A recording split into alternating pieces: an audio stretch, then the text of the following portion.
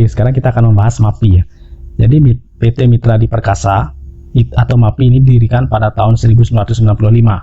Portofolio perseroan terdiri dari departemen stores, kemudian ada segmen penjualan retail, digital, food and beverage, dan juga lain-lain sebagainya. Nah, perseroan mengelola lebih dari 150 merek kelas dunia, lebih dari 110 konsep retail, lebih dari 20.000 karyawan, 2.658 gerai retail, dan beroperasi di 81 kota di Indonesia. Untuk pendapatan sendiri, itu di kuartal pertama tahun 2022, perseroan berhasil mencetak memperoleh pendapatan sebesar 5,6 triliun rupiah, naik dari kuartal pertama tahun 2021 yang sebesar 4,3 triliun rupiah. Nah, kemudian di kuartal kedua tahun 2022, perseroan berhasil mencetak pendapatan sebesar 6,6 triliun, naik dari kuartal kedua tahun 2021 yang sebesar 4,8 triliun.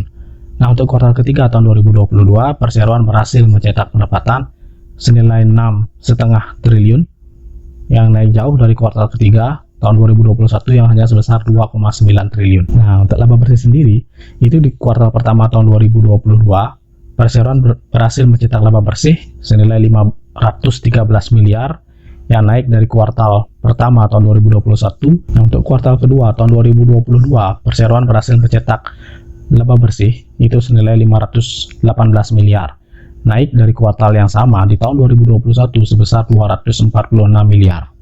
Nah, untuk kuartal ketiga tahun 2022, perseroan berhasil mencetak laba bersih senilai 465 miliar, yang berbanding terbalik dari kuartal ketiga tahun 2021 yang justru mencetak rugi bersih 355 miliar.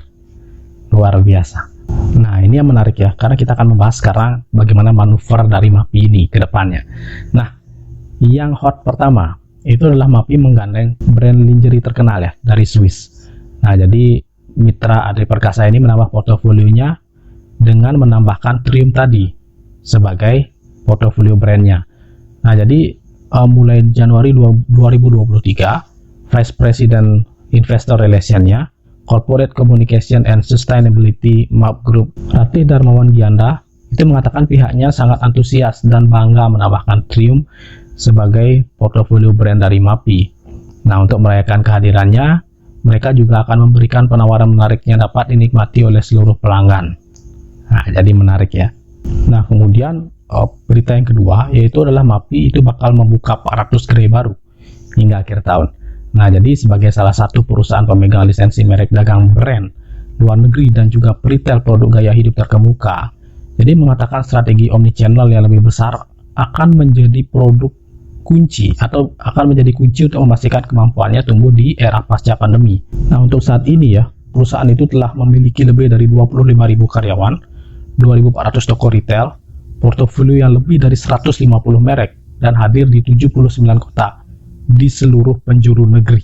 Nah, ini berita yang ketiga ya, yang ditunggu-tunggu dari dulu oleh orang yang berasal dari Papua ya, atau orang yang tinggal di Papua. Jadi Mitra Adi Perkasa itu melalui anak usahanya PT Sari Coffee Indonesia yang merupakan pemegang lisensi merek Starbucks di Indonesia akhirnya membuka gerai Starbucks di Papua. Nah, jadi dengan membuka dua gerai sekaligus di Jayapura dan Abepura, yaitu Starbucks Mall Jayapura dan Starbucks Abepura. Nah, gerai baru ini akan menawarkan pengalaman Starbucks yang khas ya kepada pelanggan di Indonesia bagian timur. Nah, jadi bagi teman-teman yang berdomisili di Papua, silakan. Yang ingin nongkrong di Starbucks, cus sekarang.